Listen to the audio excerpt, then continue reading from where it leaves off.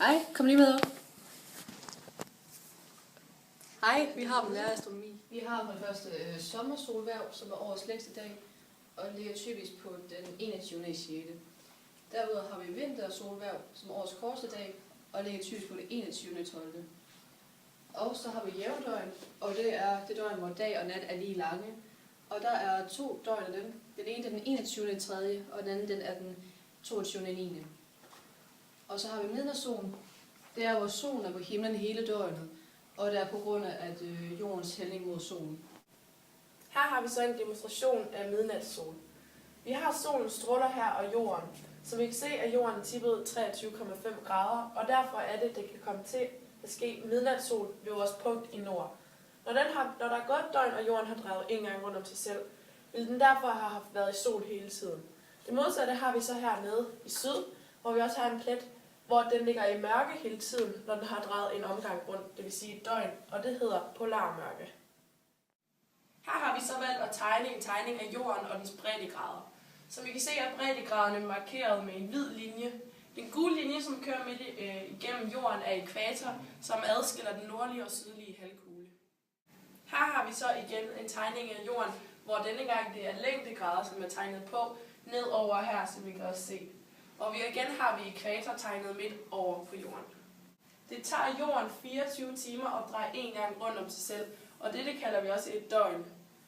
Det tager jorden 365 dage at komme rundt en gang i sin bane rundt om solen, og det kalder vi også et år. Jordens bane er en ellipse, som også er en fladmast oval. Hej og velkommen til månens faser. Den første fase, vi har her, det er nymåne. Det er, hvor månen er imellem jorden og solen. Det her der er mulighed for solformørkelse. Så har vi en fase, der hedder tiltagende første kvarter. Det er, hvor månen gradvist bevæger sig om bagved jorden, så den er mere synlig. Så har vi en fase, der hedder fuldmåne. Det er her, hvor jorden er imellem solen og månen. Og her er der også mulighed for måneformørkelse. Den sidste fase, vi har, det er aftagende tredje kvarter. Det er, hvor månen nu gradvist bevæger sig tilbage i dens position til at være nymåne, hvor den så er imellem jorden og solen. Alt det her, det varer 27 dage, det vil sige også et måned. På den oplyste side af jorden er det dag, mens på skyggesiden er nat. På grund af jordens rotation om sin akse er det skiftevis dag og nat, hvilket tilsammen udgør et døgn på 24 timer. Læg mærke til, at jorden hælder 23,5 grader.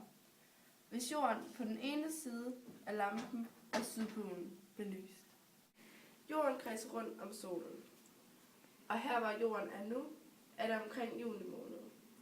Jordens nordpol hælder som sagt lidt ind mod solen, og i Danmark er det sommer, mens det på den anden side af jorden er vinter. Hvis vi rykker jorden om på den anden side af lampen, altså solen, mens jorden hælder på samme måde, så får sydpolen meget lys, mens nordpolen ligger i skygge.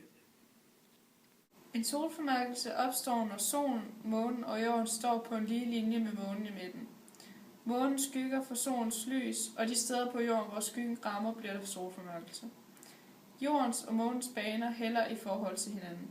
Derfor sker det kun sjældent, at månen passerer lige mellem solen og jorden.